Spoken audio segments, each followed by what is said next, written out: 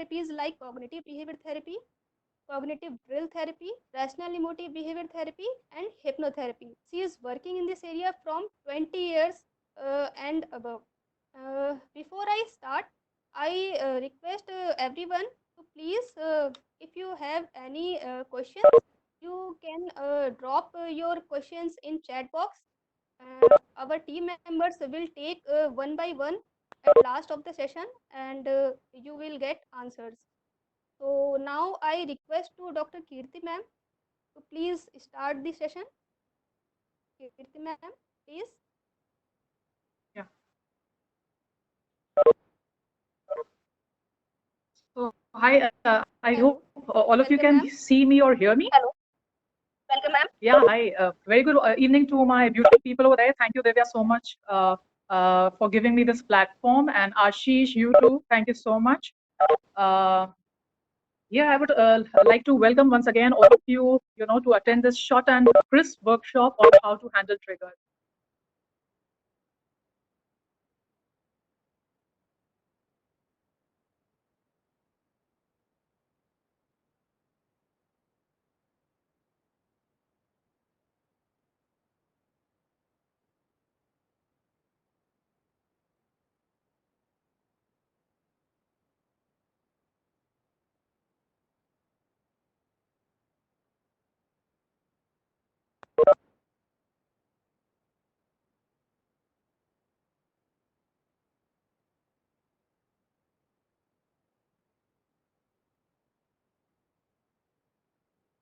I think there is something issue.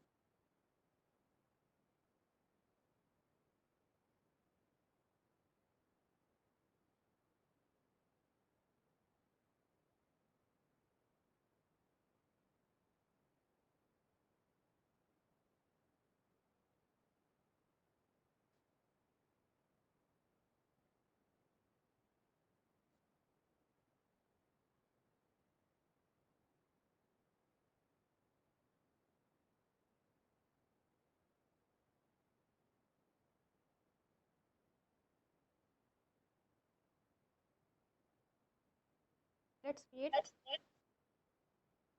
I'm not sure if anybody can hear me. Divya? Yes, ma'am. Yeah, Okay. now you're audible.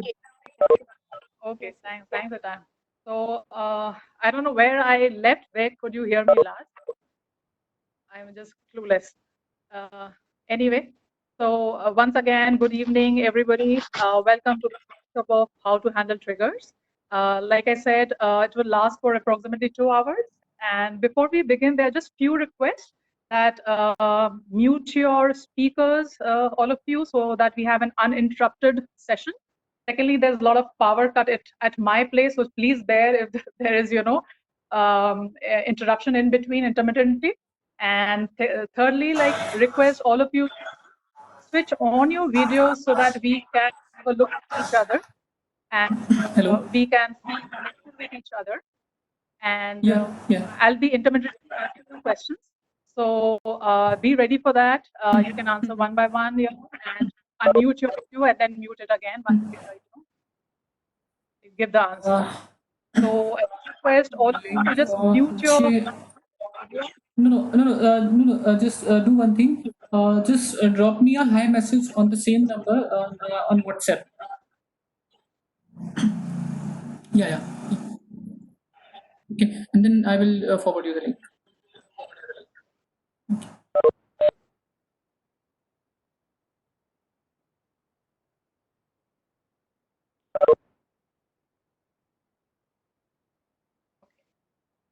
So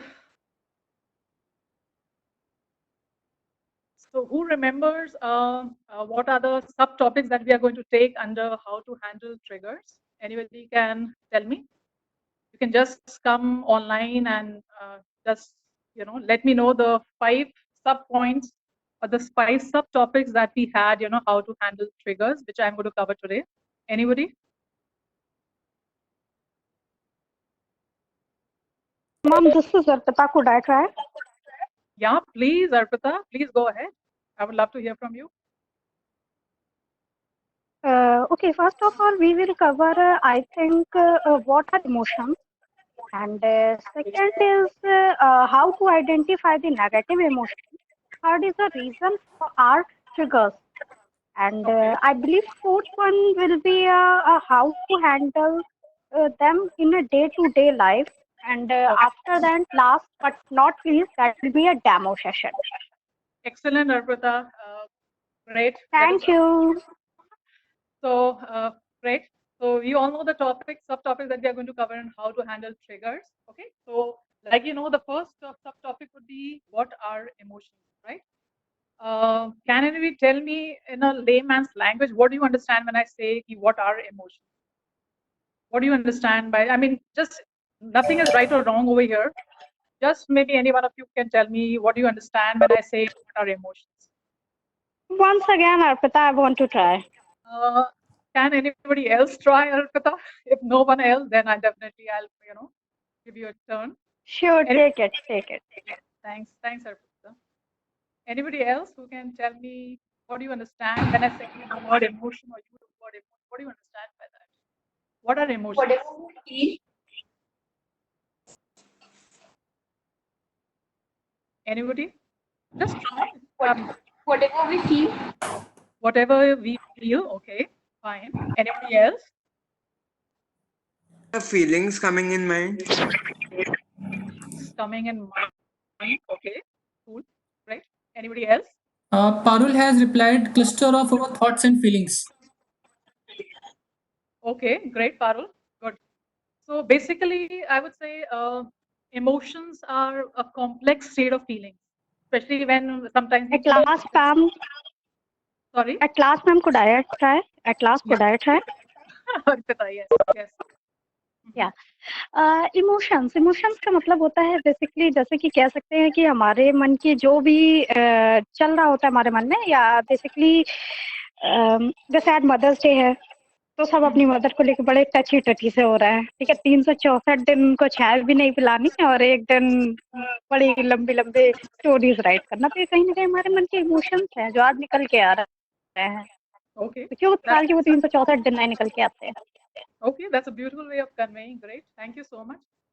So, thank you ma'am thank you so I would say that again that emotions are a very very complex state of feeling, especially a complex state. I am saying that because we have sometimes difficulty in understanding what we are feeling at some point of time, or maybe sometimes the emotions that we feel are a little more complicated than feelings. I would say, So basically, emotion is a complex state of feeling which results in physical and psychological changes. Why I'm saying physical changes? Because when we feel emotions, maybe sometimes our body or face turns red, sometimes our eyes turn, red. Sometimes, we get goosebumps. You must have seen, getting it on hands and all. And why psychological state? Because we have, okay, I think, can you hear me? Okay. A heart beat goes faster. Sometimes there's increase or decrease in secretion of saliva, and basically these are the physical and psychological changes that we go through when we are feeling those intense or complex emotions, which ultimately results in that which influences our thought and behavior too. A little confusing, I guess, for all of you. I'll simplify it. Emotions are a complex state of feelings, right, which result in physical and psychological changes, right, that influence our thought and behavior. This I would like to explain you, better with an example. Just imagine, right? You have to imagine now that it's a Monday morning, right? Monday blues that we have usually when we have to go to the office or to the school after a long weekend. So it's a Monday morning. There's a small family where husband, wife, and this little 8-year-old daughter lives together. Husband is getting late for, leaving for his office. He's really, really getting late. And the wife is hurrying up and packing up his, food and tiffin, everything. When the daughter comes in and she, insists her mother to give her a glass of milk, right? So the mother comes, gives her a glass of milk and tells her to sit down and have her milk. She says, no, today I have an off, so I'll go and probably watch my favorite cartoon while having a glass of water, while having a glass of milk in the living room. So she just takes a glass of milk in her hand. She, quickly moves faster to the living room because she doesn't want that program of hers to miss. And the father's coming from the opposite direction, and there, bang, they go. Now what happens? The whole milk spills on the father's trouser and his socks and his shoes, and he was already getting late for his office. What happened? Obviously, the father yelled at the daughter. And what happened? Can anybody tell me what were the physical changes that this little 8-year-old girl would have faced or would have experienced? Can anybody tell me? I need volunteers for that, my participants. What physical changes can you imagine or can you see in that 8-year-old girl's body? Maybe she would start Only if you crying, allow, ma'am. sob a little bit. Okay, great. That's Umang, I think. Okay, anything else? Arpita, this side. Okay, Arpita, tell me. Ma'am, I believe she will get bit scary and start crying, as Umang already told. And also, her mind, she feels some scare or danger in her mind to maybe father can beat me or scold me badly. All the Okay. time. So my question is the physical changes that this girl had to undergo when her father yelled at her early in the morning. The physical changes, like Umang mentioned. Okay, she started crying and her eyes could have turned red. What else? Any other physical changes which you can think of? I She think might have gotten startled, and because of that, there might be an increase in heart rate. So that's a psychological change. Physical changes which are visible to your eyes. maybe her eyes could roll. Okay, her eyes could have rolled. Okay, great effort. And anybody about the psychological changes that would have taken place in that little 8-year-old girl's body or Trembling. trembling? Okay, great. Anything else? Increase in heartbeat, scary behavior, maybe. Okay, increase in heartbeat. Yeah, great. So now you're trying to differentiate between the physical changes that could have taken place, that is, eyes turning red or rolling of the eyes, right, and crying. Psychological changes were like heartbeat going faster. She must have, saliva must have, actually dried up because of, she must have felt the, emotions deeply. And can anybody think of what thought process, a change of thought process would have taken place? Here she was like really excited before this event happened. She was like really excited to, go and, watch her favorite cartoon with a warm glass of water, milk in her hand. And now all of a sudden this happened. So what thought changeover would have taken place? Anybody? Thought process में क्या change आया होगा उसके? Maybe she would not want to watch it, or she would feel that I should not see that because of me it happened. Okay. Okay. Anybody else? Right. Shashank has replied, Oh, guilt and scared, let's scared. Okay, left sad. Okay. But thought, I'm talking about thought. But that means कि वो क्या सोच रही होगी उस time पे? क्या thought process आए होंगे एकदम से? Thoughts आने शुरू होंगे one, two, three करके. Result of Arpita, this what side. happened to her, like what would be the father's reaction in a negative way? That Okay. he would beat her, or maybe you know um, m- scare her, or maybe beat her as well. Yeah. Okay. Great. Okay. So maybe she must have even felt that maybe my father was being a little rude, or maybe a little more strict, or a little more firm. That could have been a thought process too, right? Or maybe my father doesn't like me, or maybe I'm not able to do everything correctly. Why did I have to mess up? There could be a chain of thoughts that would have come in her mind, right?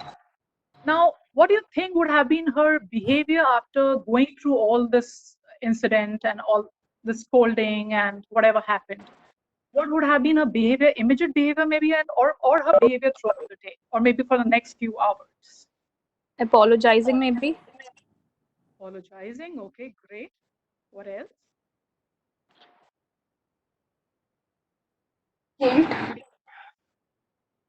She goes silent for a while. Yes, excellent. She went quiet Like for a while. she'll sleep in her own cell, and isolation. Isolation. Excellent. Okay, great. So now here do you understand why I'm saying that it is a complex state?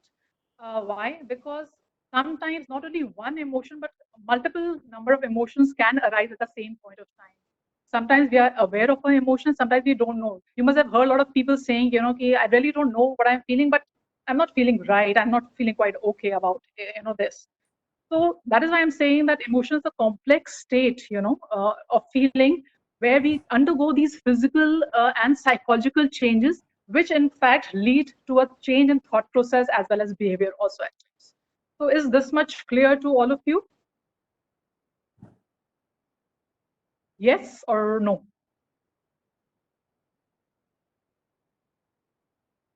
Okay. So so this was a time when actually, you know, I would say a professor and a psychologist from Florida, USA, Dr. Robert Tutte came for our rescue. Why I'm saying our rescue? Because like I said, emotion is a complex mind where we might feel more than one emotion at a time. Sometimes we are aware which emotion we are feeling. Sometimes we are not aware which emotion we are feeling, right? So he came up with this wheel of emotions where he in fact identified 8 primary emotions, like, okay, and which were these 8 primary emotions? They were joy, sadness, trust, distrust, anger, fear, surprise, anticipation. And he grouped them in 4 pairs of polar opposites. Why I'm saying polar opposites? Because if you would have observed that I said opposites, I use opposite words, you know, like I said, when I said joy, I said sadness. When I said trust, I said distrust. When I said anger, I said fear. When I said surprise, I said anticipation. So he used these group of, you know, words. He identified these 8 primary emotions, which he grouped them in pairs, right? And all these, you know, 8 emotions are combined together to create various other emotions. Okay, basically they are used as a basic emotion to combine and create further emotions. So here I would like you, Mr. Ashish, to show everybody that wheel of emotion so that they understand what I'm talking about. Sure. I would like all of you to go through this wheel of emotion so that you understand, because sometimes we are not even aware which emotion we are feeling, like I said, you know, and basically all the emotions are, you know, combined together, and then through these 8 basic emotions, only rest of the emotions were created, you know, and were named rather. And thereafter, in fact, after Dr. Robert Paul Ekman identified 6 basic emotions, they were called universal emotions. And they were anger, disgust, fear, happiness, sadness, surprise. Can you see the wheel of emotion on the screen? The inner layer is, they are known as the primary emotions.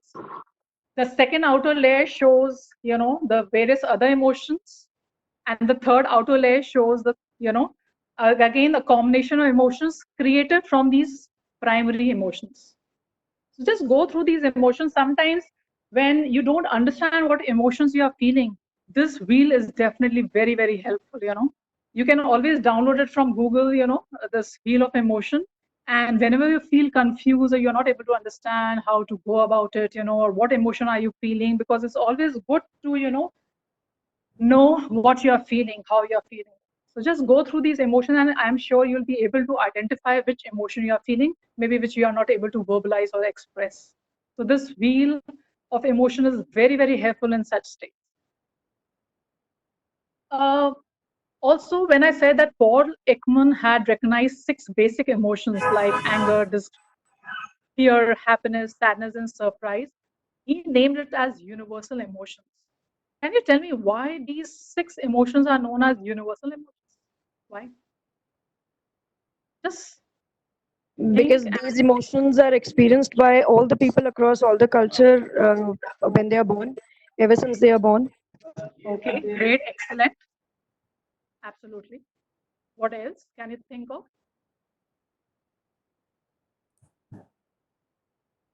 Anybody else? Why they are known as universal emotions? That is anger, fear, happiness, sadness. Because they are expressed and in the same way more or less in every culture. Sorry, I couldn't hear you properly. Because they're expressed in the same way more or less in every culture. Wow, cool. Yes.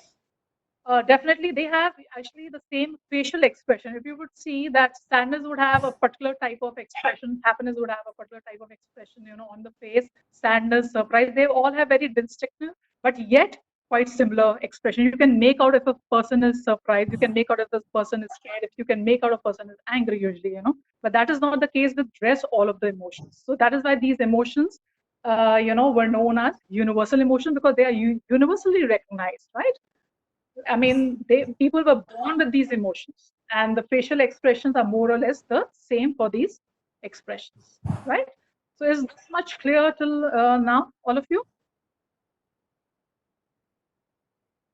Now, I would like to come to the second point, sub-point of our topic, that is how to identify these negative emotions or these emotional triggers, right? Now, we have already understood what emotions are, right? But you would have noticed that, sometimes certain topics, certain people, certain place, or someone in particular, or some particular behavior in some person evokes our emotions, and that also unpleasant emotions. And they are usually known as our triggers. I'll again repeat it, that there are certain people, certain topics, certain places, or a particular behavior that we observe in a person, or a certain comment which a person passes usually evokes our emotions, which are known as unpleasant emotions. Because why I'm saying unpleasant? Because they usually, when we observe these things or we, face these things, usually we, encounter anger or sadness, or we get envious, right? So these emotions which we face, or these, places or topics or people that we come across which evoke our unpleasant emotions are known as our triggers. And usually what we do is when suppose if somebody said something and, that makes us very angry, at that point of time, especially when the person says something, later on maybe we feel that, "Hey, why did I react this way? Other people were cool at that point of time, or why did I had to be so rude to that person, or why did I reply in anger?" But maybe he was to be blamed because he, poked me, or but then we keep wondering, and then we feel, oh, I wish I would have, responded in a better manner. But then we have to understand that these are our triggers. Why? Because they have, evoked some emotion and some negative emotion from us. Why? You have to understand what has triggered in me. Whether it was that I felt powerless at that point of time, or did I felt unloved, or did I felt disrespected by his or her behavior, or did I felt that he manipulated me, that is something triggered in me, or I felt uncared. Why uncared? Because my mom was taking care of, my sister more, and, I felt, she's kind of like slightly ignoring me, so I felt, uncared, and that is what triggered in me, and I started, yelling at my younger brother. Or it could be, that my friends, 3 of my friends, they went without informing me, and that probably made me very, very upset and sad, and it triggered something in me that I was ignored by my friends. So the most important thing is that whenever such people, places, or particular incident or behavior in some person evokes our negative emotion, we have to understand that they are our triggers, right? But we have to even understand that what you felt at that point of time. Did you feel powerless? Did you feel unheard? Did you feel that you were judged by them? Did you feel that you were blamed by someone? or you were ignored, or you were, trapped, or you were unloved, or you felt unsafe, or you felt that, they manipulated you, they controlled you. It could be various numbers of things, what you felt, because this is what will help you to recognize your trigger. Remember that. Okay. So any questions till now about how to identify triggers? Because then I'll, move to the next topic. Do defense mechanisms also count Yes. as triggers of sorts? No. They are not counted as triggers. In fact, they are, things that we, use as protective shield for us, because if I use my defense mechanism, will have to face my triggers, I'm using it to protect myself, from another hurt or from getting hurt again, basically. How would you exactly differentiate between a trigger and a defense mechanism? Because they both function sort of or almost in the same way. Yeah, they go hand in hand, right? Basically, our triggers are any past events or any, environment that we have faced in our past, or any traumatic event that we have gone through, which maybe we are aware at conscious level, or which we have suppressed, or they are lying in our subconscious level. Okay.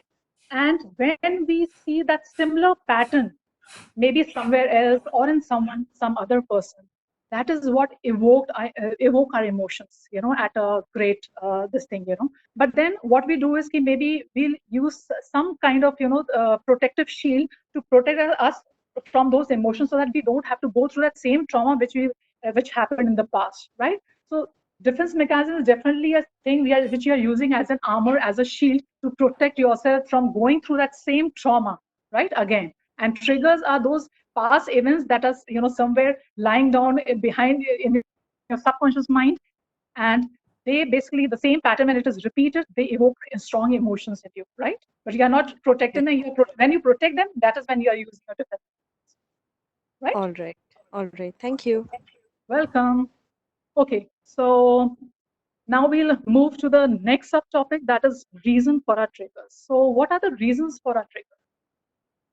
Can anybody tell me what could be the reasons for our triggers? Be a past experience with something. Yes, you were listening. Okay, great. I just mentioned that some past experience. Great. Yeah. Fear is one thing. Okay. What else can you think of? The fact that we are still clinging to those past experiences, we are reliving them. Okay. Fine. Great. Perception. Somebody mentioned traumatic experience. Great. Okay. Yeah. Perception can be a reason for trigger. Any kind of a phobia. Phobia. Okay. Okay. Like I said, nothing is right and wrong. I'll explain this later on. Okay. What else can you think of? Or something we are not exposed to, somebody mentioned. Okay. Anybody? Can it be something like I've seen some experience happening in front of my eyes and I can relate to that? So yeah. Okay. Fear of the unknown. Fear of the unknown. Okay. Fine. Great. Okay. So you would like to go ahead with what are the reasons for our triggers? Because even if we know what emotion means, even if we know how to handle our triggers, but if we don't know the core reason or the logical reason behind our triggers, there will be some or the other hurdle in our handling those triggers, right? So we must know what is the root cause or what is the basic reason for these triggers to happen, right? So like first, I already mentioned that past trauma. Past trauma could be any event, or any memory that has been stored, in our subconscious mind, which kind of threaten us, or which causes us to experience some very unpleasant, emotions. Usually, that would be basically like, I'll give an example. Suppose in childhood, maybe my father hit me with, or caned me, And when I see this happening, when I grow up, maybe I would have forgotten that event, that, okay, it happened sometime back, and I've moved on in life. I still love my father, blah, blah, blah. But now, when I see somebody hitting their child, and some emotion evokes in me, I feel so angry with that mother or father. Why is he or she hitting her child, right? Why did this happen? Why? Because, of course, because I had faced that trauma in my childhood, right? And that had really hurt me at that point of time. But maybe over a period of time, maybe I thought I had forgotten about it, but no, it was stored in my subconscious mind. I moved on. But when the same event was repeated, maybe not with me, but even with somebody else, those kind of memories were, they were flash. And that is what triggered in me. That is what evoked a lot of emotions in me. I felt bad for the child. I felt, I angry on the mother, why she was hitting her child, and so on, right? So past trauma could be even like, maybe if I, had a bad experience with my love life, maybe with my, girlfriend. Sorry, I'm not a lesbian or but I'm saying, just giving an example, that maybe if, maybe I would have had a bad time with my girlfriend and we broke, and our relationship could not carry forward, And now when I entered into a fresh relationship, I saw maybe some one pattern which was similar in my ex, right? I saw the same pattern in this new girlfriend of mine. And what happened? Something which I did not like about her. And that is what triggered my emotions. So remember, these are the past traumas, past not so good memories, which when we face again in our life ahead, that is what creates our triggers. Second thing would be that even the environment in which we live in, maybe we had a very angry father, or maybe we had a mother who used to drink and smoke a lot. It could be a brother who was a bully, And when I see those patterns now, when I've grown up, definitely that triggers something. So always remember, triggers. The basic reason for triggers is past trauma, also, right? These events which I just explained it to you. Second would be, you would have heard quite a lot about PTSD, that is post-traumatic stress disorder. Usually, you must have heard about, especially in military combat, or an accident, that people usually who face this post-traumatic stress disorder, when they see some similar events, or maybe when they see some similarity in the event which they had gone through, that trauma they had gone through, and when they see that presently in their life, it triggers something in them. It really triggers something in them, and they are not able to focus. They need medications to sleep. They have to be taken care of. So not only past trauma, our environment in which we have been brought up, if there have been some negativity in that environment, post-traumatic stress disorder, these are the three main causes and reasons and root causes for our triggers to happen. Fourth could be a very, very, I would say, internal process, that is stress. Maybe I don't have so many triggers, but maybe I have had a very, very stressful day in my office, and I just landed up at home, and my wife said, I just had a glass of water, and I kept left the empty glass on the side table only. My wife came, oh God, you can't even keep the glass back in the kitchen, and something triggered at me. I was already so stressed out with the office work, and on top of that, my wife, after my boss, my wife also had to say something to me, and that is what triggered in me. So stress sometimes, which is an internal process, can be a trigger to your emotions. It can also evoke emotions. So anybody who can tell me now or do a recap of what could be the reasons for our triggers? Anybody? I have just mentioned that. What are the reasons for our triggers? So anybody can tell me in their own words, in their own language probably, what have you understood about what are the reasons for your triggers?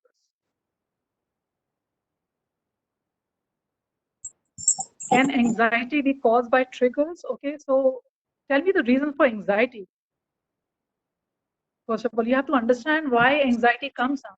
Anxiety comes out if we are taking continuous stress over something, or we are stressing out about something, right? And stress usually comes when we are not able to handle certain things. And again, it goes back to our childhood, our trauma, our way of handling things.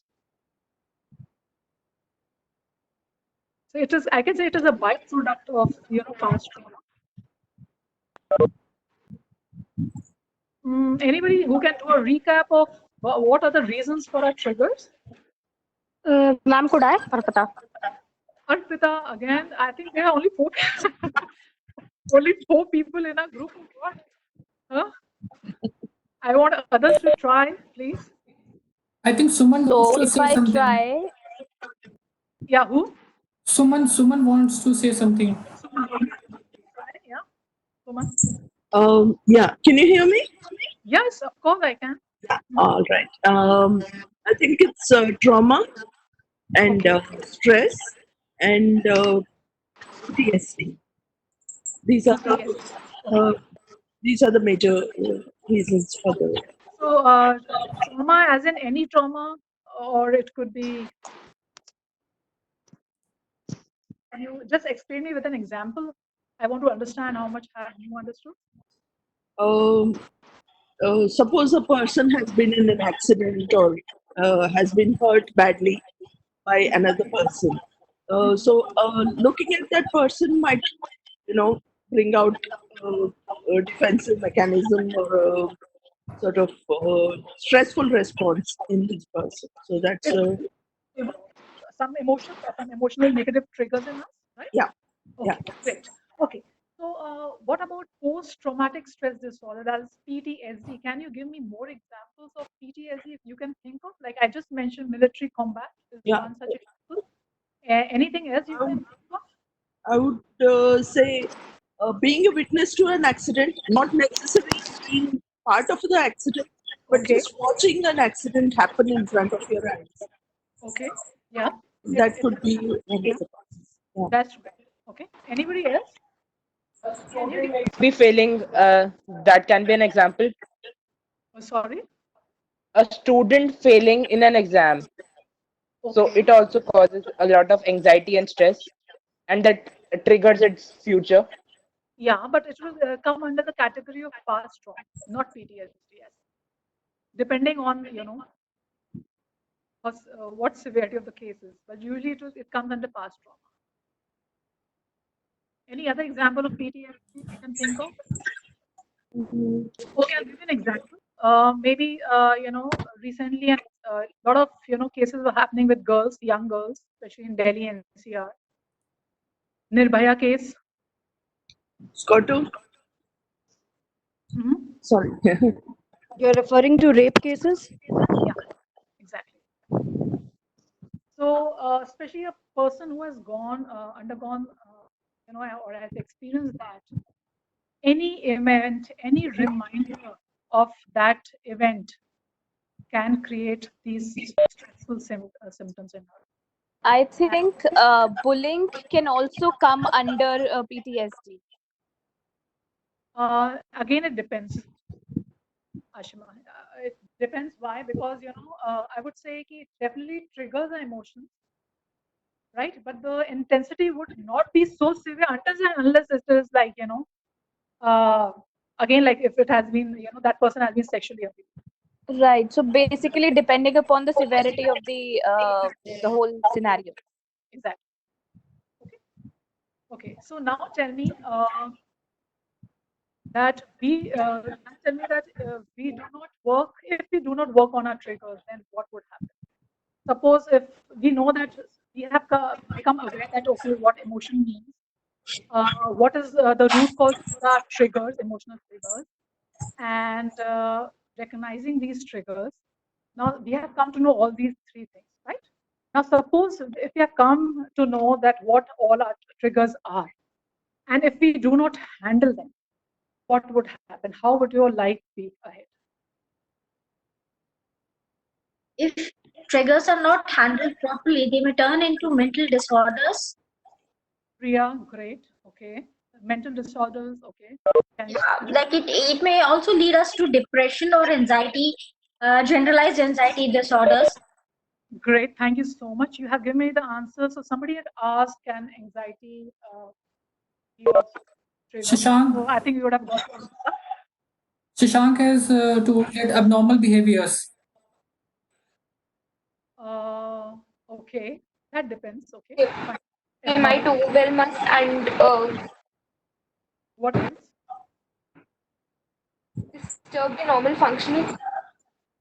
Okay, great. Anything else you can think of? Our relationships be hampered? Yes. Great. Yes. Yeah, inappropriate responses to normal stimulus. That is Suman. Yeah, that's right. Great. Okay. Yes. Excellent. So I would say that if we do not handle our triggers, then we can definitely have reoccurring headaches. Like Suman said, that we can spoil our relationships. We can be very, very unhappy. We'll not be able to think logically.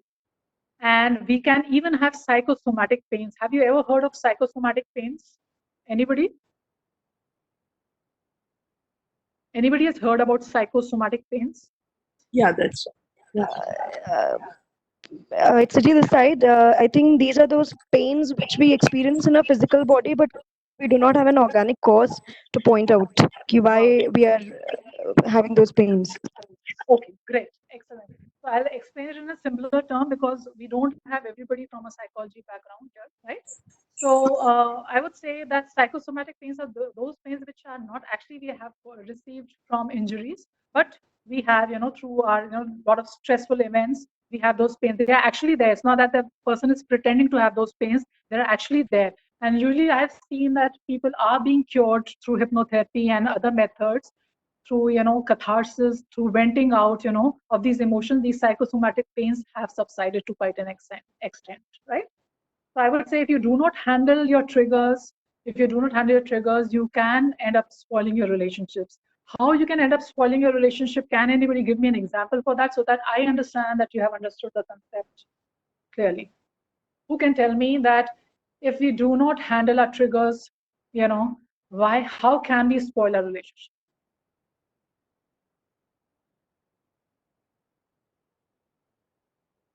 Think, all of you. Hello. Yes. Hi, ma'am. See, there will be a lot of disopinions in the relationship, and the other person will not be able to understand the other person's perspective, what the other person is trying to tell us. So what would happen if I'm not able to understand you? How am I getting triggered then? I think there will be a lot of defense mechanism will be working. Okay.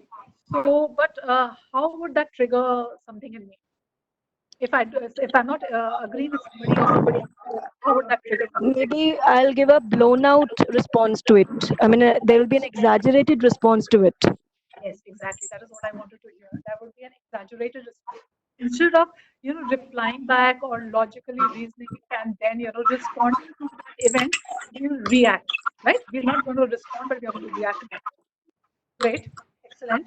And how do you think that triggers can make us unhappy? Who would give an example for that? Maybe you can relate with the incident. How can our triggers make us unhappy? Triggers can actually trouble our thinking, and it can upset us easily, and that makes us unhappy. Exactly. Simple. Sounds simple, but so complicated when you go through it, right? Great. Thank you so much, Priya. Okay, and why do you think you can have these recurrent headaches and all when we have those triggers?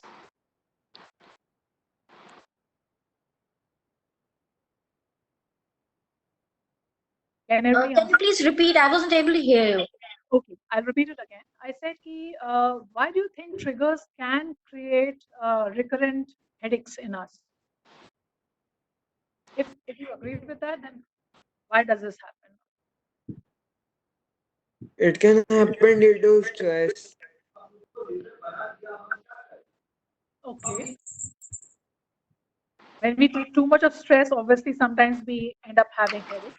Okay. What else? There'll be an overload of emotions. Definitely overloading of emotion, which releases hormones, which can create a lot of pain in us. Can it also be related to the psychosomatic pain that you were referring to earlier? Yes, sweetheart, very much. Yes. Great. You were quite alert. It can be. So is this much clear to all of you that if we do not handle our triggers, then what all they can lead to? So do you think that it is very important for us to handle our triggers or just leave them the way they are and not work on them? It's very Definitely work on them, because then mainly it can lead to a psychological problem that give that is the root cause of major problems. Okay, I love you, Umang. Thank you so much. So, but you have to even understand that if these triggers interfere with our daily life, that means ki now and then if we have it on occasions, we have it, it is fine. But if these triggers, occur in our daily life and they are hampering our life, on day-to-day basis, then please do not try this method, which I'm going to tell you. Do seek a help from the therapist. Okay. I'm going to tell you a technique which you can handle at your own level if your triggers are not so bad. Okay. If they are not going out of proportion and if they are not hampering your day-to-day life. But if they are, I would request you to please see a therapist and not to blindly go by these methods, which I'll be explaining to you now. Okay. So remember that if we usually repeat what we do not repair, that means if we do not repair our triggers, we are going to repeat them over and over and over again. That means we are going to repeat the same pattern over and over again. Suppose if something doesn't make us happy, right? And something is a trigger. And if we are not changing that about, that thing in us, then obviously it will keep on making us unhappy, and which will definitely lead us to, a lot of sadness, lot of loneliness, lot of depression too, at certain stage if we don't treat these triggers of ours, right? So please understand that if we do not repair these triggers, we are going to repeat them and they will become a pattern. They'll become a part of life for us, right? So remember that we need to repair these triggers in us. Otherwise, we'll end up feeling miserable. We'll end up blaming others for upsetting us, right? And we'll say that no, this person is like really bad. He's like, he always, disturbs me and bothers me, he's such an, irritating, person. Or you maybe start avoiding certain places because something triggers in you. Or you may be, you may stop meeting a person, because that you feel that that person triggers something in you, But is it fair enough? Here, instead of, treating ourselves, we are trying to change the whole world around us. That means कि disease हम में है, हम अपने आप को inject करने के लिए हम दुनिया भर में जा रहे हैं सबको इंजेक्शन देने. How logically do you think that? How, I mean, is it logical? Do you think that we should, take responsibility for this, or we should go and try and change everybody around us? What do you think? Can everybody tell me? You should take the responsibility mostly. Do change yourself. Okay, fine. So is everybody over here ready to take that responsibility? Because the journey is not going to be easy. How many of you are ready to take this journey along with me? Because I also need. Huh? Yes, one should take a responsibility that way. Okay, so like you are ready to, take the injection yourself because you have the fever, or you want to inject everybody else? नहीं मेरे को fever मेरे को है पर मैं injection सबको लगाऊंगी. In a few things, I think we will have to be self-centered, and I think in this one we should take the responsibility that way. I think first we should be self-vaccinated and then we should try to treat others. Chalo, let us take up this. Why do you want to treat others? Can you repeat? I'm asking, why do you want to treat others? because we think there's something wrong with them. We usually try to treat others because I think we don't want to take the responsibility of the emotions that we are experiencing, and we always try to portray it on others, like third party responsibility. Exactly. So here again we are blaming others कि यार इसमें खराबी है भाई, मैं इसको ठीक करके रहूंगी, अपना देख ही लूंगी पर इसको भी ठीक करके रहूंगी, right? Sorry. Let us work on ourselves, because the moment we work on ourselves, we won't have a trigger. So no matter what trash other people are throwing, we are not going to take that trash from them.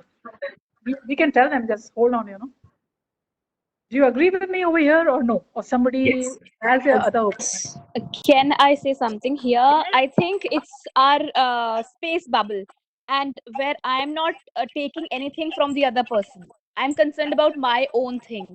So this is what I follow, that being into my own space bubble. Okay, that's absolutely fine. We cannot really offer help to other people unless they ask us for it. I mean, in this case, I think we should be like mind our own business kind. So, Okay, fine. yeah. Any other view can I have over here? More like a transference state. Yes, exactly. From psychology background, I think. Yes, of course, and a great fan of Freud. Oh God. Okay, great. I usually come across people who are great fan of Freud. Okay. Thank you. Okay. So okay, so I think most of us, if not all, agree upon working on our own triggers rather than going and changing everybody around us, right? Right? Right. Okay. Okay.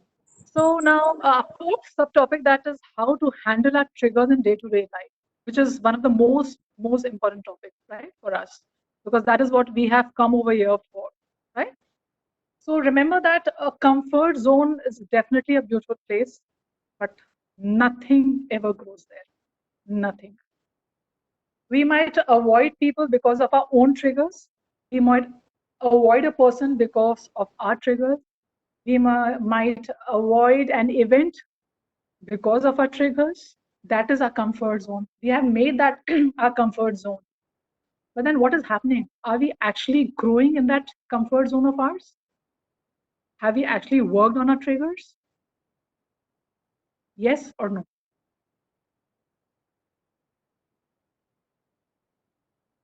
No, I guess that is the avoidance that we develop. We actually try to close our eyes towards the fact and towards the emotion which we really don't want to experience. Right. So avoidance is what? A DM? That is a defense mechanism? Yeah, no? to an extent. To an To an extent. At times, avoidance is also being developed when we are not able to control the environment and the situations. So we develop a defense mechanism not to react on it.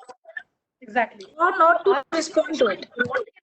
In that when we use defense mechanism quite often, are we actually growing in that, or we are just become stagnant, or we are just just handling our own self, not working on our triggers, kind of avoiding the certain We person. are actually stagnant.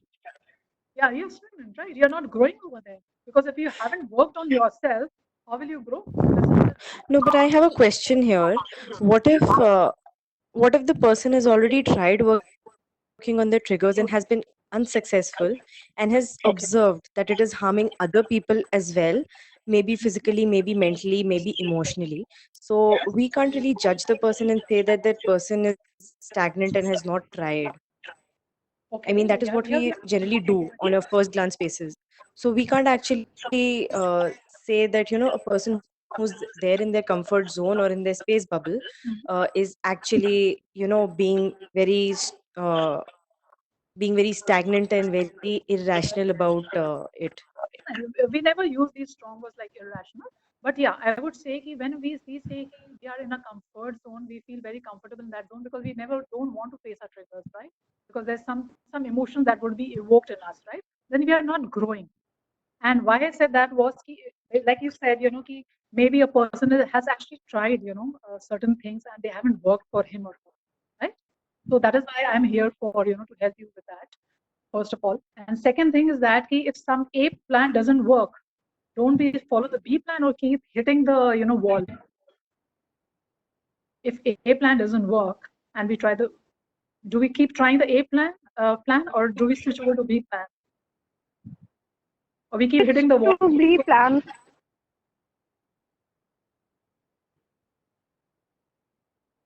Plan B can be tried because everything has different perspectives, and as every coin has two sides. So if you are not able to handle things from one method, then we should also at times solutions can be done by empathizing with the person who is negatively reacting with us. Maybe they are seeing something in a very different way, and we are actually not realizing what their perspective is. Exactly. So suppose if plan A doesn't work, like you mentioned, maybe the person has actually tried. Let us not be judgmental. I completely agree with you.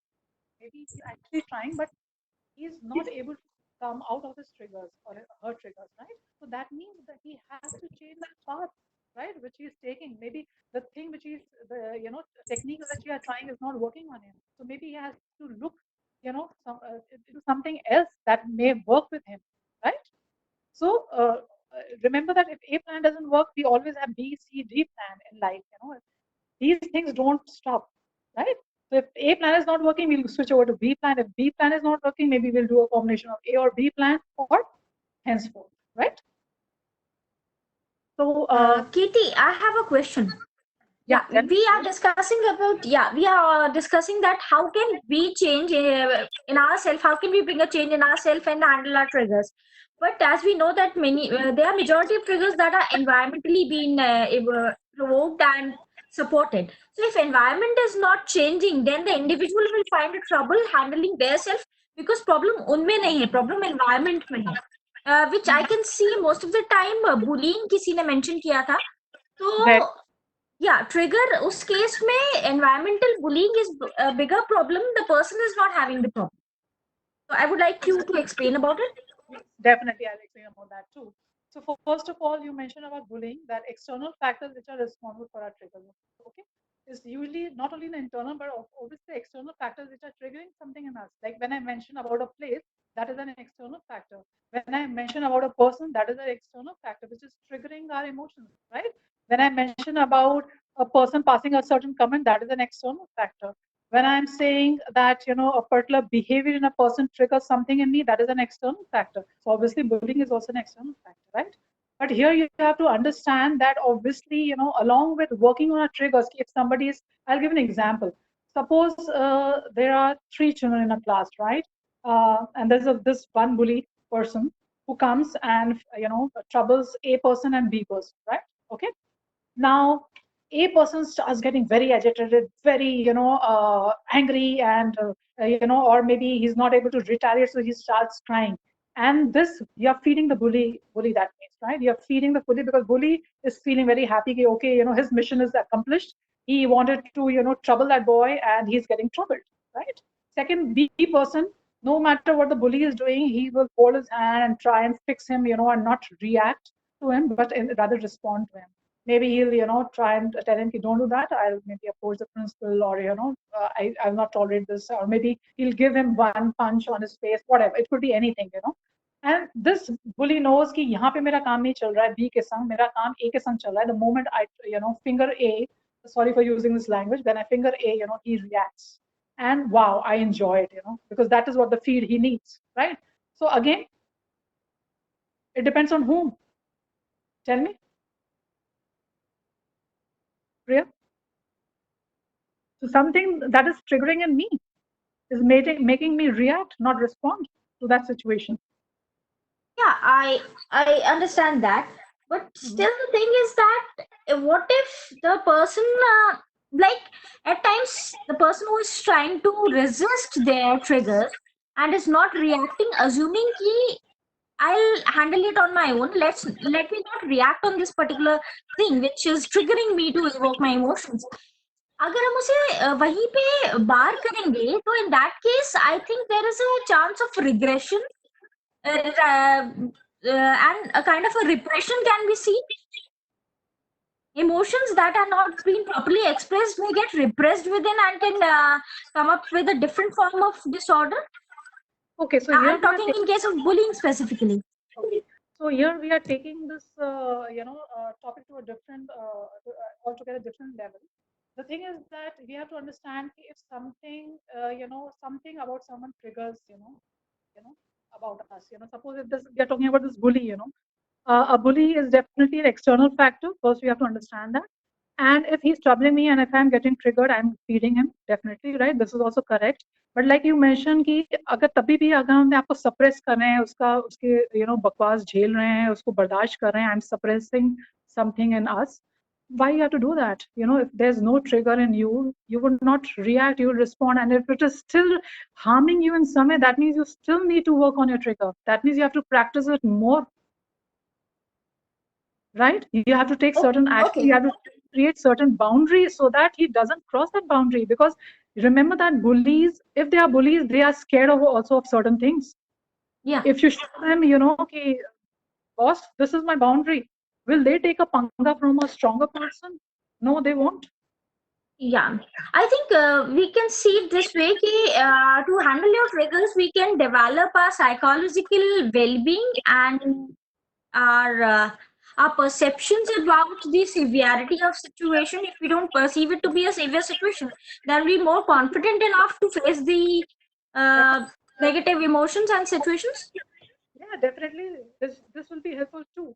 But like I said, they are not only one factor that influences our triggers. It could be various factors, like I mentioned about the environment in which you have lived over so far, the environment which you have been seeing, the environment in which you have been brought up. That also plays an important role, in our triggers too. It's not only past traumas, but even this environment, right? So you're absolutely right in saying that. So, welcome, Priya. So, can we move? Anybody, any question, or can we move to the next topic? How to handle our triggers? Yes, we can move. We can move. Okay. Yeah. Okay. So I have basically, kind of designed this, 5 steps how to handle our triggers. And the most important I feel is to journal it. By journaling, I mean that write down your triggers. And how you can do that? Maybe just take, few hours of yours, go to a quiet place, maybe your room or where you feel at peace with, sit down and with a, using a, maybe maintain a diary for that and write whatever triggers, you have and how you can recognize them. Maybe you can go back to those events where, other people were behaving normally, but you got irritated about something or about a person. Again, like a place that reminded you of something, an incident which made you very angry or very upset or very emotional. It could be anything, whatever you can think of actually triggered intense emotions in you. Just pen down, because they are your triggers. So pen them down, 1, 2, 3, 4, 5, whatever you can recall of, just pen them down. And it's not necessary that you'll be able to recall all the your triggers at one go. It won't happen that way. Maybe whatever you can think of, you can just note them down, note those triggers down, and you can rate them on a scale of 1 to 10. Why I'm saying to rate them on a scale of 1 to 10 is because that is very important for you to know which trigger is creates a lot of stress or anxiety or a lot of intense emotions in you, and which triggers create little less emotions, intense emotions. So when you write down each and every trigger of yours and rate them on a scale of 1 to 10, where 1 is the minimum trigger emotion that you felt, and 10 would be the highest emotions that you felt at that point of time. So note down each one of them, and whenever such incidences happen that you react to a particular incident or something really bothers you about a particular incident, make sure that you come back home and pen that down, because that will be your added trigger. So your list may keep on increasing day by day, and you'll wonder, oh my god, I've got so many triggers which I never realized also. So that would be a good idea to journal them, to pen them down, all these emotions, intense emotions, which brings a lot of emotional triggers in you. So please pen them down one by one. That would be the first step to, recognizing your triggers. Okay. And rest steps, I would like Mr. Ashish, if he can display, the steps to handle trigger. Yeah, sure. Thank you so much, Ashish. You can go through the screen once those triggers are displayed. These are the 5 steps which we usually go through. Not this, Ashish. Yeah, it's opening. And yeah, if anybody can read it, it's fine. If not, then I'm going to read it out for you. So first of all, journaling is the first very important step to handling your triggers. Penning down your triggers, whatever triggers you have, and you keep adding them whenever you face those triggers. Come back home, write them down, rate them on a scale of 1 to 10. Right? That is the first step. Next step would be that what is it that has got triggered in me? Second step would be that what am I worried, anxious, concerned, afraid of when this trigger happens? Third step would be what is underneath this trigger of mine? What is the root cause of this trigger? Fourth would be what do I need to heal in myself so that I do not respond like this in future? And the last step would be that how will I respond in a more positive or different or appropriate manner next time if the same situation arises again. So if we follow these 5 steps, we'll be able to, practice it and handle it in our day-to-day life, especially handle that triggers, right? These emotional negative triggers. Here, I would like to explain it to you with the help of an example. This client of mine, she came to me and I had given her a task to note down all her triggers. She noted them down, and out of all the 12 triggers, one of them had a scoring of 10. So I asked her, would you like to work on the lower triggers or the higher ones? She said the higher one, because my lower one, I think I can still handle them. I said, okay, fine, let's do that. So I asked her, what is your trigger? So she told me that whenever my daughter leaves for a host, just when she's about to leave 2-3 days in advance, I start getting very irritated on everybody. I don't know. I'm not able to understand, what emotions I feel. I feel also that she's leaving for the host. So I said, okay, so what is it that is getting triggered in you? She says, I don't know, when she leaves, I feel upset how she'll handle her food, how she'll handle everything all alone. So I said, okay, fine. What is it that worries you about this, or makes you so anxious? So she said that probably maybe it is कि I'm not able to understand कि किस तरह का खाना उसको मिलेगा वहाँ पे, अच्छा मिलेगा नहीं मिलेगा, या भूखे सो जाएगी, इतना मेहनत भी करनी पड़ती है, अपना ध्यान कैसे रखेगी, and probably maybe I said okay, you are worried about about her food, about her healthy diet, and that you will be missing her. She said, yeah, definitely. Then my third question to her was, what lies underneath this?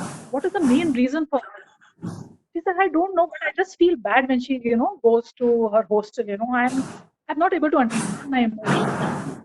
I'm completely worried as a mother, but the rest of the emotion I'm not able to understand. So I said, okay, let us work on this. What lies underneath the root cause of, intense emotions or negative trigger in you.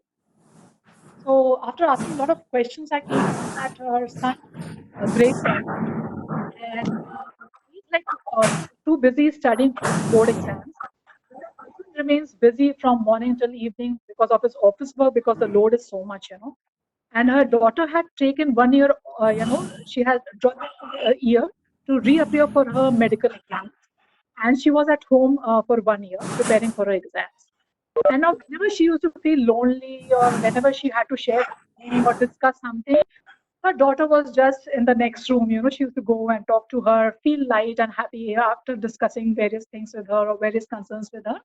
And she used to feel so much connected. She used to feel, she had found another friend in her, So I asked her, "Okay, so it is not basically, I understand as a mother, you are concerned about the food and all, and you are worried about her, you'll miss her, but what is underneath this? That means you're somewhere down the line feeling lonely." She said, "Yeah, I think so. That is one thing which I'm feeling. I feel so lonely. I feel so neglected. I feel so ignored by my, rest of my family members." So that is how we came to know that what is underneath this trigger of hers, So I said, okay, now what is the next fourth step? That what do you need to heal in yourself so that you do not respond like this in future? So she said, maybe, I'll keep myself more busy and do something, so that I don't feel so lonely all the time when she's not there.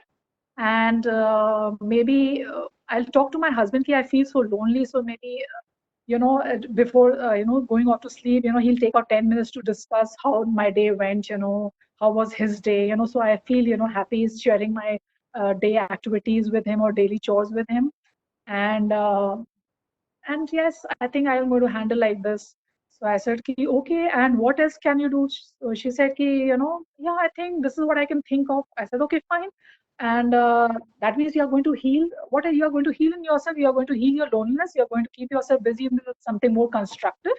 Maybe you are going to pursue one of your hobbies. She said, yeah, I can do that. I was fond of painting, but I left it somehow, long time back when my kids were growing up. So maybe I'll pursue my paintings, and I think that would be really regenerating. I really enjoy. I said, yes, why not?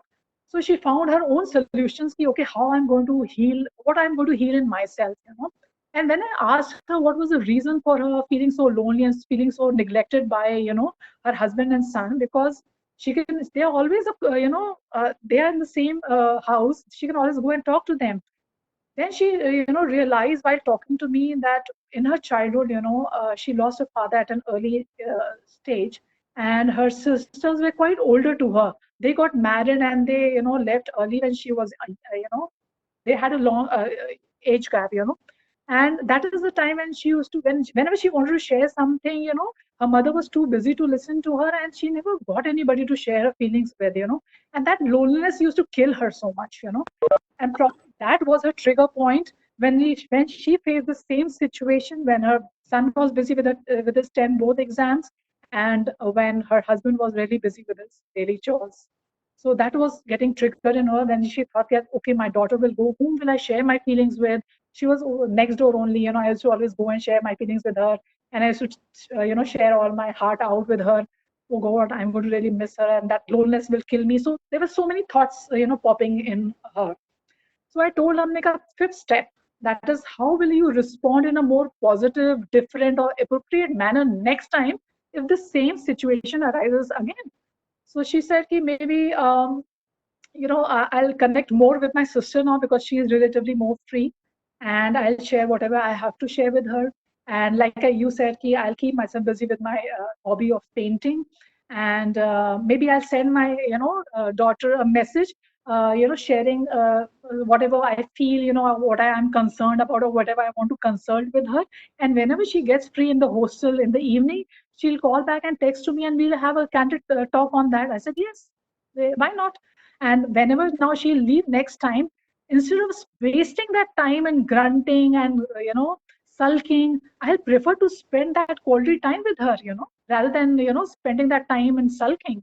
So I'll definitely utilize that time in a more fruitful manner, so that I also don't say bye bye to her, and make her upset, thinking about me, and rather say bye to her happily, and wish her good luck, because ultimately she has to move on in life. She won't be cling to me throughout the life, and she has to be independent. She has to work. She may have to move to another city. She'll have to get married and go somewhere else. I cannot cling to her, depend on my loneliness, on my emotional feelings, on I cannot throw on her. So I need to be independent. I need to learn how to handle my emotions.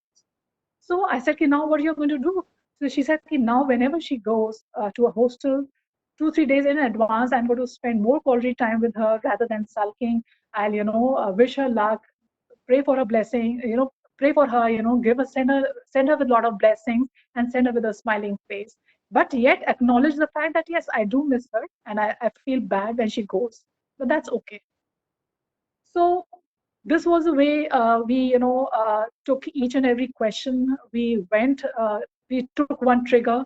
We asked these 5, questions, and now she started handling her trigger in a better manner. I'm not saying that, something magical will happen with, these 5 steps, that all of a sudden the trigger will go.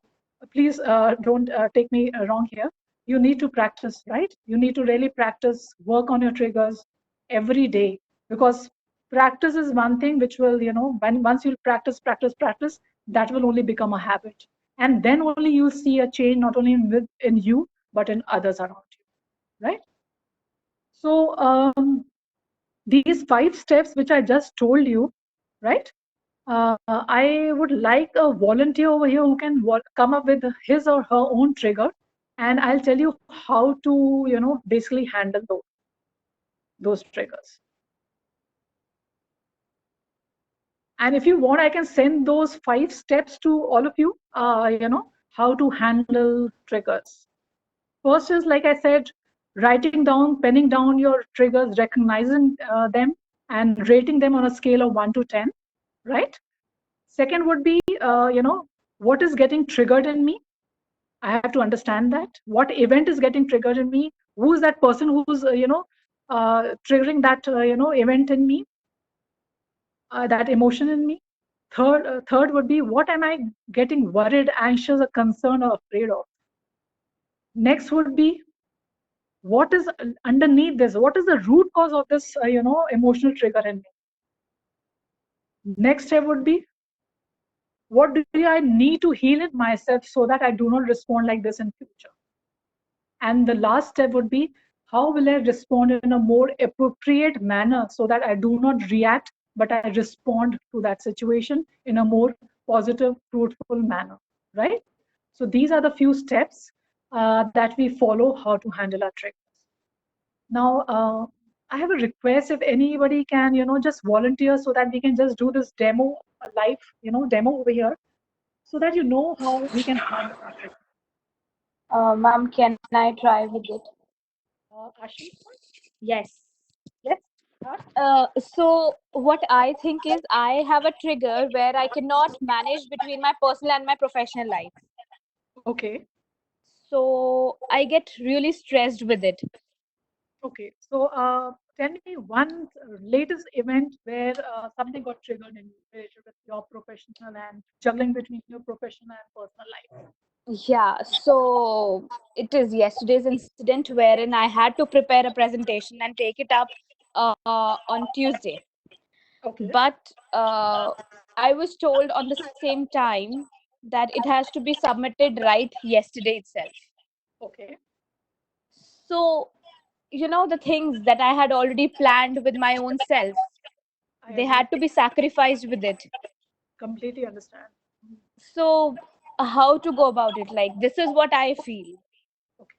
So can you rate this trigger of yours that, this presentation which you were supposed to submit on Tuesday, all of a sudden you got a message that you have to submit it right now, right? Yeah. And Yes. you didn't know you were, what emotions were exactly coming to your mind at that point of time? Maybe frustration.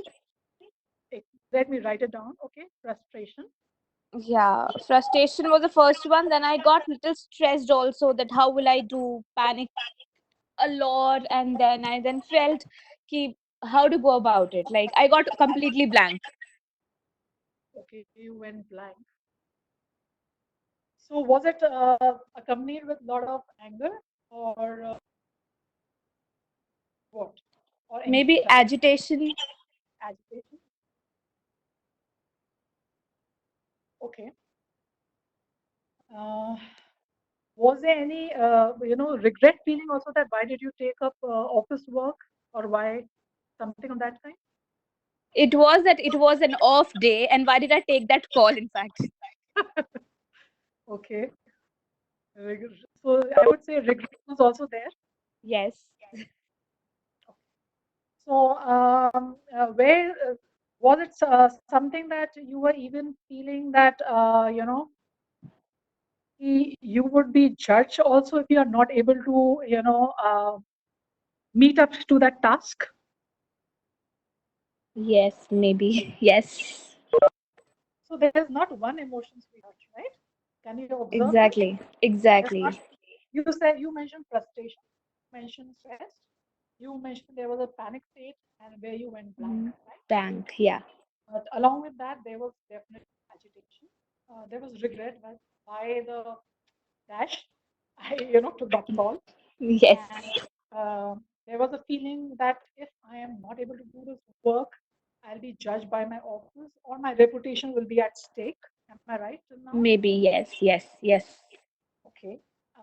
Third thing, घर में सब लोग हो सकता है थोड़े upset हो जाएं. Was that thought also Bilkul, possible? it's like that. Definitely, ma'am. Okay, थोड़े से घर में upset हो जाएंगे और अगर upset हो गए तो क्या होगा? Maybe some conflicts Conflicts, okay. because the अगर perception is not correct that I on a chutti day I was working and then it took long hours. I could not give time. No cooking. I understand, yeah, definitely. तो अगर conflict हो गया फिर क्या होगा? Ashwini? So instability in the relationships. Yes. Instability. Can you see the list of emotions that you're feeling? The Unstability. list goes on. Like if I keep writing, it keeps going on and on and on. Yeah, so that is what I'm saying. Ki emotions are a complex state of feelings, right? They are not one emotion. Sometimes we are able to recognize a few emotions, and sometimes we are not able to recognize those emotions, right? So that is True. when I mentioned that emotional wheel comes to your rescue. Because when you go through that emotional wheel, you realize, ki, Baba, it was not these 4 emotions. There was a list of 12, 15 emotions that just this one event created in me, right? Yes. Yes. Okay. So can you rate this trigger of yours on a scale of 1 to 10? Maybe 5 to some 7 or 8, something like What that. I would say that 5, 7, 8, बहुत देरी कर रहे हो. 5, 7. No, because maybe somewhere around 7 or 8. Again, come down to 1. More closer to 7 or more closer to 8? More closer to 7. Fine. ठीक है. So basically, when you have been able to recognize what your trigger was, that Yes. balancing between your professional life and personal life, right? Yes. And you rated it on a scale of 1 to 10. You have rated it at 7, so slightly higher on the scale. Am I right? Yeah. So what was getting triggered in you? You have already given me answers that maybe if. But I want to hear from you. Like I have already discussed your emotional state. So what was getting triggered in you? Can you just verbalize for the rest of the people so that they have a better understanding? And you even have a better, awareness about yourself. What was getting triggered in you exactly? Maybe agitation, like I understand the emotion that you were feeling. Okay. So basically, I can say, okay, I'll help you out. Basically, I can say that the trigger triggering. could be the presentation, maybe, I think. Okay, yes, great. The only presentation, maybe presentation किसी भी दिन बनानी होती है फिर trigger होता? No, not really. It because it was ours on the same day to be given. Yes, Rita. Yes. So now there's a better understanding of your trigger.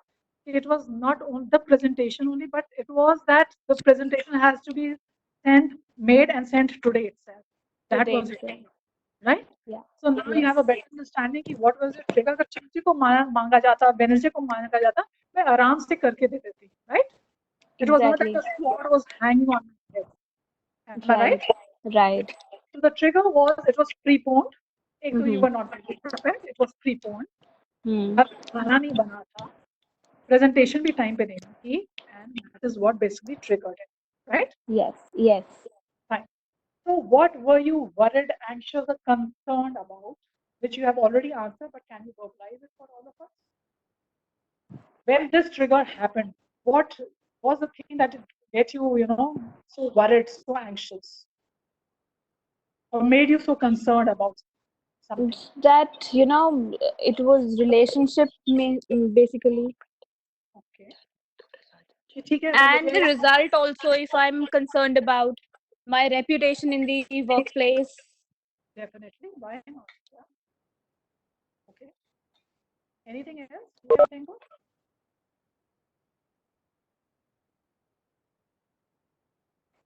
Maybe mental state and anxiety. That is an emotion that you're feeling, but you were mainly worried about कि घर में conflict हो जाएगा, office में reputation खराब होने के chances में people will judge me. Yes. बोला था, will not present it. My reputation will be fake. That is what you were concerned about, right? Yeah. Now, what is underneath this, right? कभी ऐसा हुआ है पास्ट में या पहले कभी इंसिडेंट ऐसा हुआ है where you were being judged or you had a conflict? If you don't want to reply on to certain thing, you can avoid that because we are on a social media platform. But whatever you can do that. I have not faced, but yes, I've seen somebody getting judged for that matter. Okay. So can you tell me that incident? Maybe not here. Okay, not here. Okay. Okay, fine. So something that you observed, which you felt that the other person was judging that person. Maybe the end result was that the person was being fired Okay. right away for the same situation. Okay, okay. So basically that it bothered you. Yes. Did you feel bad for that person who was fired? Exactly, yes, because taking my own position in that sense, so I would have felt bad about it.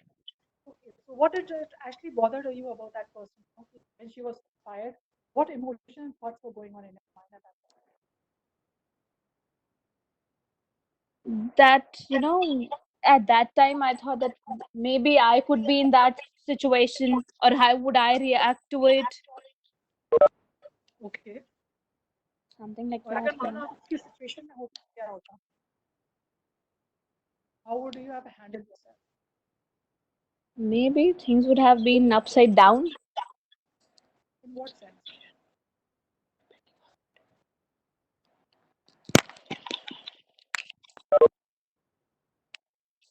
I think the things would have been upside down, and also I would have felt that, I don't have any more solutions ahead in life. Stress again. घर में कोई कुछ कहता if you would have lost your job, touch wood, I hope it doesn't happen, but I'm just saying hypothetically. No, nothing like that. How would you have felt about yourself? Guilty, maybe. Guilty of what? Guilty of unable to do something, that my effort was less.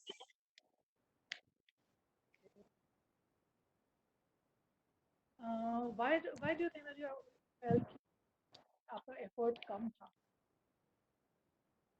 Because I think I was not able to meet those deadlines. Okay. कभी ऐसा हुआ है school में कि कभी कुछ homework हुआ मिला हो और नहीं कर पाए डांट पड़ी हो पेरेंट्स से या टीचर से या सुनना पड़ा हो कभी? Maybe sometime once, twice, not more than that. I was a regular student. So you were A very regular student in doing all that. तो कहीं ना कहीं वहाँ पे भी आपको लगा था कि जब मैंने उतना मेंटेन किया हुआ है तो मेरी रेपुटेशन एक पर्टिकुलर मार्क पे है, राइट? Right. ठीक रही है तो उसे स्पॉइल कैसे होना Right. Exactly. This is the point. है ना? तो अगर Yeah. स्पॉइल होती है ये तो रेपुटेशन खराब तो कहीं ना कहीं वो रेपुटेशन खराब ना हो वो बहुत ज़्यादा आपको बॉदर करता है रेपुटेशन को Yes. लेकर Yes. तो द अंडरनीथ लाइनिंग इज कि कहीं ना कहीं आपको अपने रेपुटेशन को लेके बहुत ज़्यादा कॉन्शियस हो Yes. I think yes. Definitely yes. So your underneath concern is about your reputation, right? Yeah. What do you need to heal in yourself so that you don't respond like this? क्या जरूरी है कि अगर आपने 10 बार हमेशा 10 बार अगर काम दिया गया आपको, अगर उसमें आपने एक बार फॉल्टर कर गए तो आपकी रेपुटेशन अज्यूम रहेगी। Yes, maybe.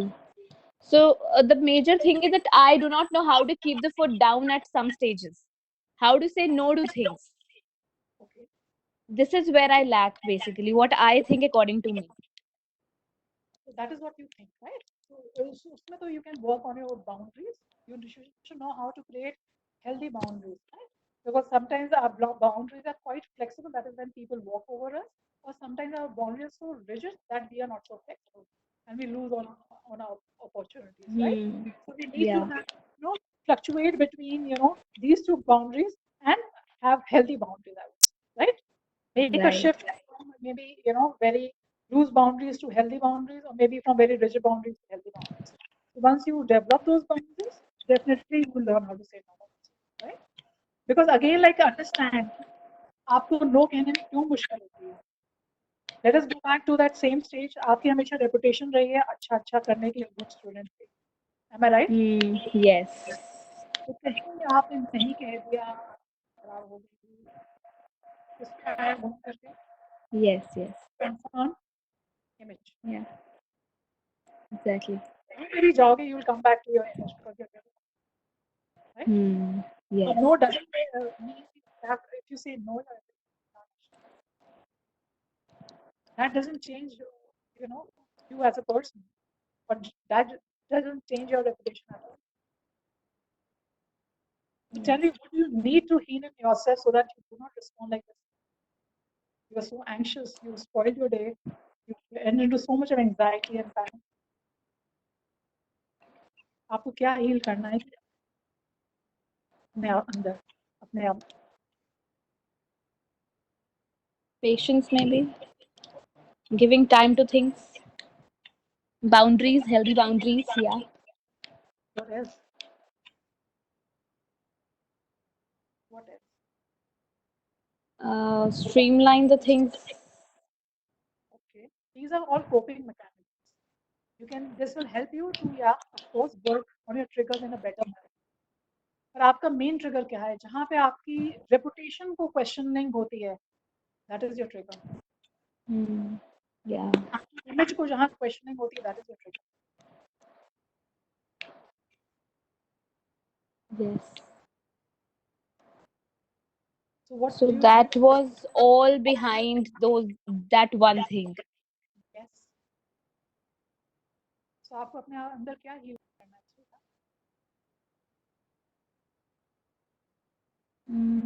Maybe I think healthy boundaries will work for me.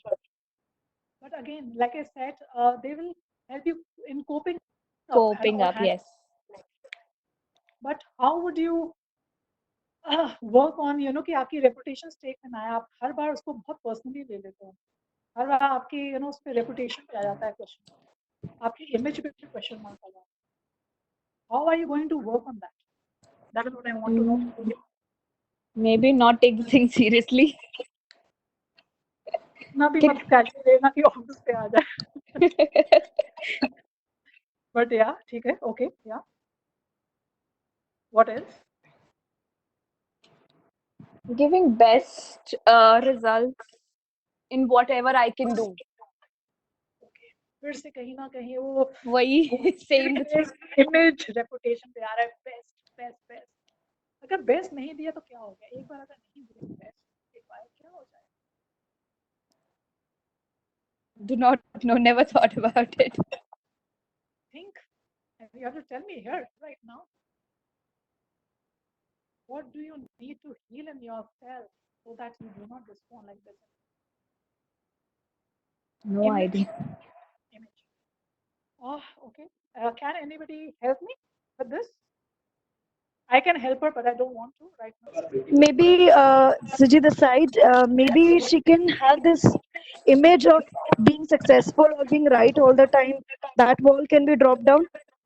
It's all right to fail sometimes, and that failure leads to our growth itself. And image is something which we have in our head, and not in. I mean, others don't think much about our image. It's we who think about that image more. So if we are more flexible about this then I think we can evolve. Exactly, bang on, bang on. Okay. Thank you. Ma'am, I think, Yes. hello, बोलो जितने answer.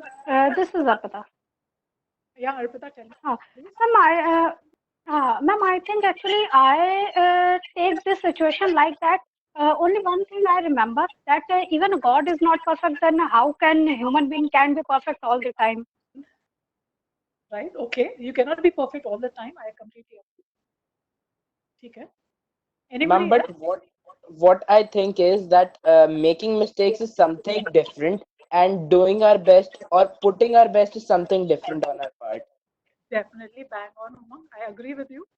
You know, you should give, yeah, you should give your qualitative work instead of giving quantitative work in large numbers or piling up the things which are not in your reach. Great. That's a very different perspective to the same situation. Okay.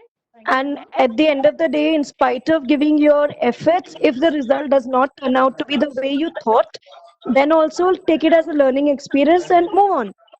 Exactly. So learn from your mistakes, okay, and maybe what changes you need to make in your life, or maybe in that pattern, which is not working out well for you. So you can make those changes in your pattern and move on, right? Learn from them and move on, right? Excellent. And second thing, I think that like we should always focus on our effort, not on result.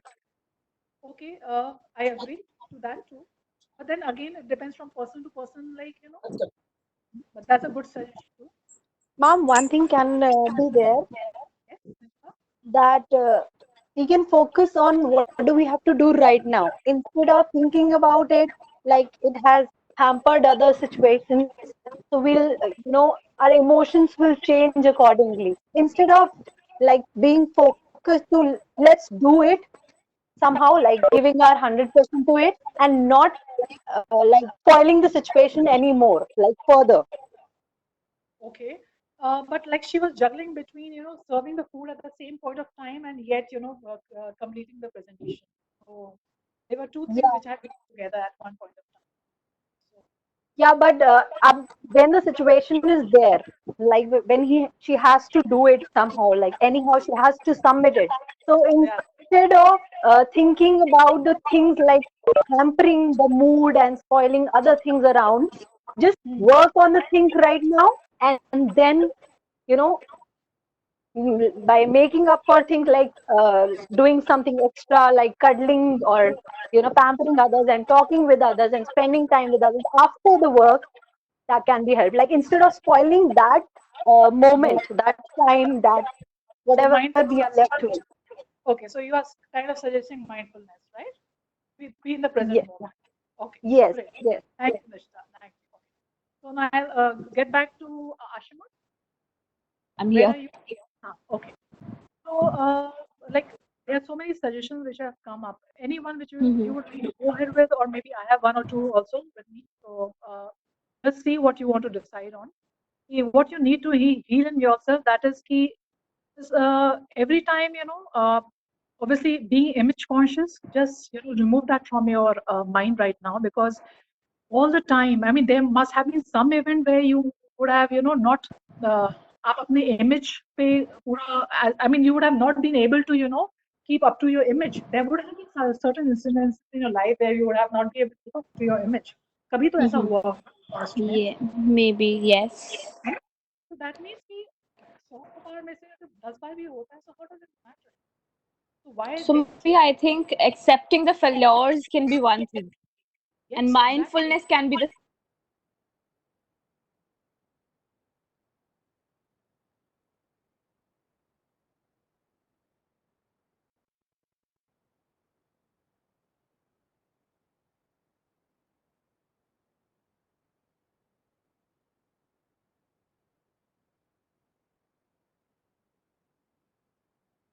finding different, options to it. Yes, exactly. Or maybe you could have just, spoken your heart out. Ki, this is what I'm feeling so stressed out. This has just come up, and I'm feeling like really shitty about it. I have to, just do a shortcut of the food. What do? You just throw the ball in your husband's court. right? I think he'll come up with, okay, koi baat nahi, I understand, let us just do a quick sandwich thing and, just work on your project. Maybe he would have come up with a solution too. So maybe just, rather than thinking and just getting to that, mode of God, just, just speak out, whatever you're feeling, rather than telling them, I want you to do this, or, expecting something from them. Just share your emotion, what you're feeling right now. Yeah, so basically voicing out it. हाँ, voicing out, अगर बंदा सोच रहा हो, मान लो अगर हम सोच रहे हैं आपके बारे में, can you tell me आपके बारे में क्या सोच रहे हैं, until I verbalize it to you. Exactly. So verbalizing the things will help. Yeah, definitely. You need to, basically heal that. Or what you do, you can do some exposure therapy also, like, कि अगर आप इतने image conscious हो, जानबूझ के एक दो बार ऐसी चीजें करो जहाँ पे आपकी image at stake आती है, not at office, but maybe, try some with home, maybe try it out with certain people, अगर आपको बहुत time पे पहुँचने का कहीं होता है हमेशा, you are known to reaching at different places on time, एक दो बार try करो जानबूझ के आधा घंटा late पहुँचो, people will say, oh my god, what is happening? हो गया इसमें तो late से आएगी, so that you जो image conscious का इतना ज़्यादा है ना, कहीं ना कहीं थोड़ा सा वो Lower down होगा. yeah, it will come down. Right. So go against That's that. right. Yeah. So that will be one thing that you need to heal in yourself. Now, how will you respond in a more positive, different, or appropriate manner next time if the same situation arises again? Because when we are working in office, these things will come up. You know that family है, definitely है. तो जब आप office का काम साथ में कर रहे हो, इस तरह की चीजें आएंगी और आगे भी आती रहेंगी. So how are you trying to handle it in a more appropriate manner next time if the same situation arises again? Mindfully, maybe. Okay, mindfulness, that is live in the present moment. Present moment, yes. अभी तो निपटाएं जो है, उसके बाद जब 8 बजेगा 7 बजेगा जब डिनर टाइम होगा तब तक तब देखेंगे, right? Okay. Or we'll work maybe late night and do it, complete it, and send it across. Yes, exactly. Okay. Finding maybe solutions to it, like multiple things that can also be done around it. That means seeing the same situation with different perspectives. Like Perspective, that is the yes.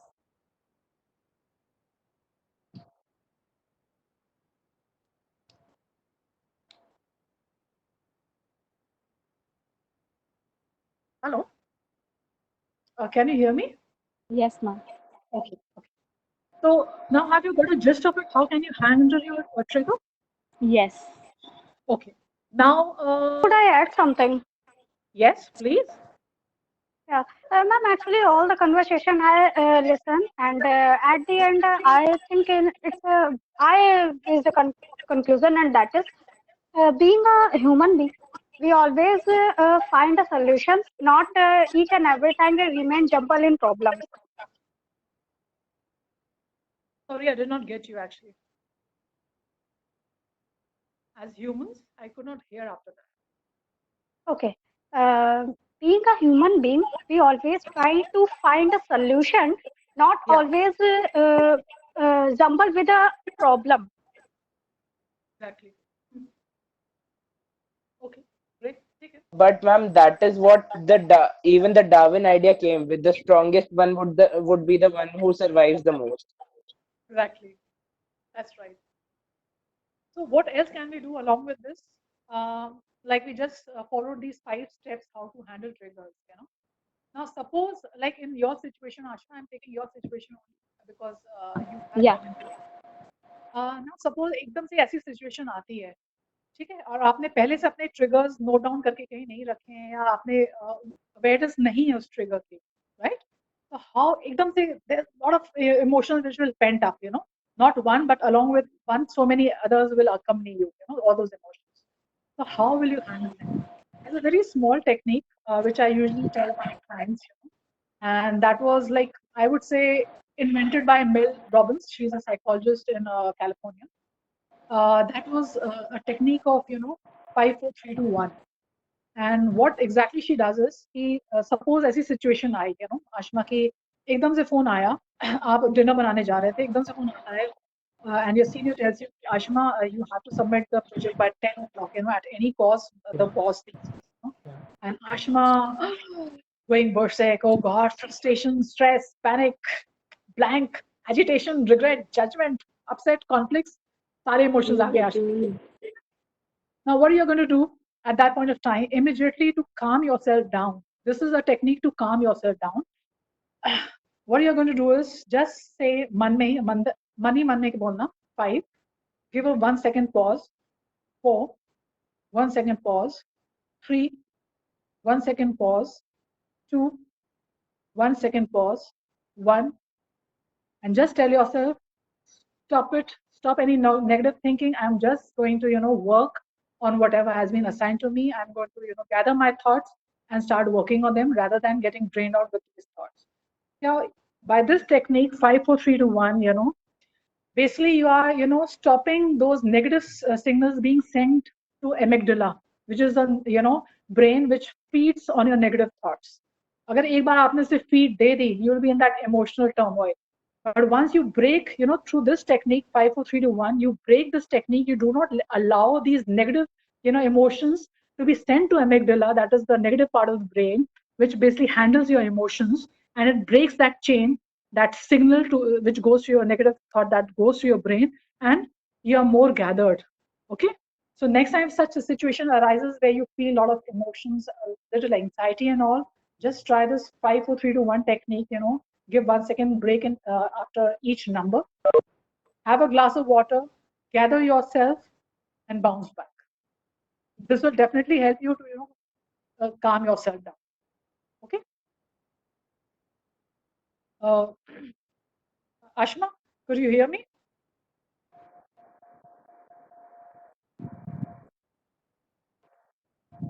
Ashma? Yes, ma'am, I'm there. Yeah. Okay. Can you hear me? Yeah, yeah. Okay. Tell me. Could you hear that 5, 4, 3, 2, 1 technique? Yes, I could. I could. Picture is not visible. ज़्यादा anxiety लगे, something लगे, बहुत ज़्यादा एकदम से emotions, negative emotions आ रहे हैं. This is the best way to actually, break the, thought process, negative thought process. Right. You can try that. And thank you so much, Ashna, for volunteering for this. My pleasure. Thank you, ma'am. So Even remember I that- got a lot of solutions to it. Acha, okay, great. I'm happy. So remember that, take the owners of your triggers and for your own reactions, okay? And when you feel that you are really disturbed, there's no harm in talking to a very, very reliable friend or a relative whom you are very close to, and you know that that person is actually going to, guide you without any prejudices. So I feel to add on to this, handling of your triggers, you can always talk to a friend because you feel little better. You can speak your heart out. And remember, if you make breathing a regular practice, especially meditation or some kind of meditation or some kind of breathing, in your regular practice, you'll see that you'll be a calmer person, in comparison to what you were, if you do it regularly. Because it's like very important, of course, to create healthy boundaries, but it is also very, very important, for you to do certain kind of meditative or breathing exercises, which helps you, calm down your nerves also. And always remember that practice, till it becomes a habit, because no triggers are going to change with a, click of a finger. No. Please don't take me wrong. They are going to take time, अगर आप एक trigger को लेके work कर रहे हो, that is going to take time to fizzle out. That is going to take time, when you start, responding to that trigger rather than reacting to that trigger. That is going to take time. It will not happen in a jiffy. Remember that. Okay. So I don't want anybody to, that their emotions should, control them. In fact, you should be able to control your emotions. Remember that. So remember that progress is like, dancing on the same song on which you had cried once. Sorry, my throat.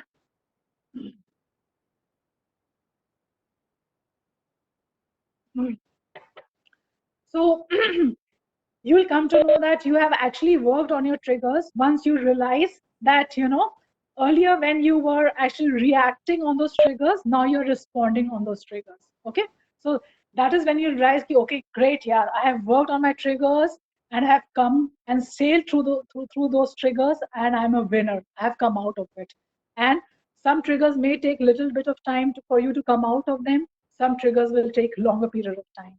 But my suggestion is that once you list down your triggers, you journal them, on a scale of 1 to 10, start from the lowest scoring trigger, because, that will be more helpful. Suppose agar जो true rating wale triggers and take them up first, because you'll be able to handle them. You'll get more confident about yourself. Okay, I can handle my triggers, and then go to the higher scale triggers, rather than starting straight away from the higher scale and then coming down to the lower scale triggers. Okay, and remember that your triggers are your teachers. Whatever triggers you, it reveals what you need to heal in yourself. Always remember that. So that means whatever triggers you, basically you need to work on that, because that is what you need to heal in yourself, that inner child in yourself. Okay. So if anybody still need those 5 pointers, how to handle triggers, let us know, or we can display it to you for last time. You can maybe take a screenshot or something and use them, utilize them, jot down your triggers so that you are more a peaceful person, more at peace with yourself, and so that you don't blame others for your triggers. You take your own responsibility and work on them gradually and come out as a winner. Right? So I would request Mr. Ashish if we can display those, list of, handling triggers. Yeah, sure, ma'am. Ma'am, one thing more, your video is not visible. Is it visible now? Yeah, now it's visible. Okay. Fine. I think there was some problem. So here is the list. Yeah, so if anybody wants, you can take a screenshot of this, how to handle my triggers. But the most important point is, please do a lot of breathing exercises while you are handling your triggers, because that will help you to stay a little calmer. Remember to start from the lowest scoring trigger and then go to the higher level trigger. Third, whenever something triggers about you, note them, come back home, note them down in your diary, because the triggers will keep adding. कम भी होते जाएंगे आपकी list से triggers कि ठीक है, I have sorted out 1 trigger, 2 trigger, but there will be a lot of triggers that will keep adding onto your list too, So don't get boggled by that, because you have now a technique through which you can handle your triggers, right? And last but not the least, do not forget, if your triggers are hampering your day-to-day life, please seek the help of a therapist rather than trying to handle it yourself, right? So here, I would just like to say a big thank you to all the lovely audience I had. And a lot of responses I got, a lot of, answers I got, a lot of support I got from all of you. Thank you so much. Thank you, Divya and Ashish, for your great support. Thank you, ma'am. Ma'am, God bless you all. very wonderful session with you. Thank you so much, Divya. God bless you all. Have a wonderful day, wonderful weekend. Thank you, Kirti. Is it possible to get a video of this webinar? That I think Divya and Ashish can do, because I'm just a facilitator. Yeah, sure. We will arrange the whole session as soon as possible, because we have to process the recordings. So once we will process it, and then we will share it. Ashish, thank you so much. Ashish, we can even do one thing. You can put this up on the website. That is one option too. People can visit your website, and and if any queries come up, I can answer them there only. Yeah, sure. We can do that as well. That would be a better idea. Because, sending to each and every one would be a difficult task for you to, Oh no, we will upload it on our platform, and then we will share the link with all the participants, and then yeah. Yeah, I think that would be better, Ash. Yeah. Thank you. Thanks a lot. Thank you so much. Love you all. Thanks. Okay. Thank you. So now we can wind up the session. Yes, please. Thank you so much. Yeah. Thank you. Thank you, everyone. Sittu, jal hai.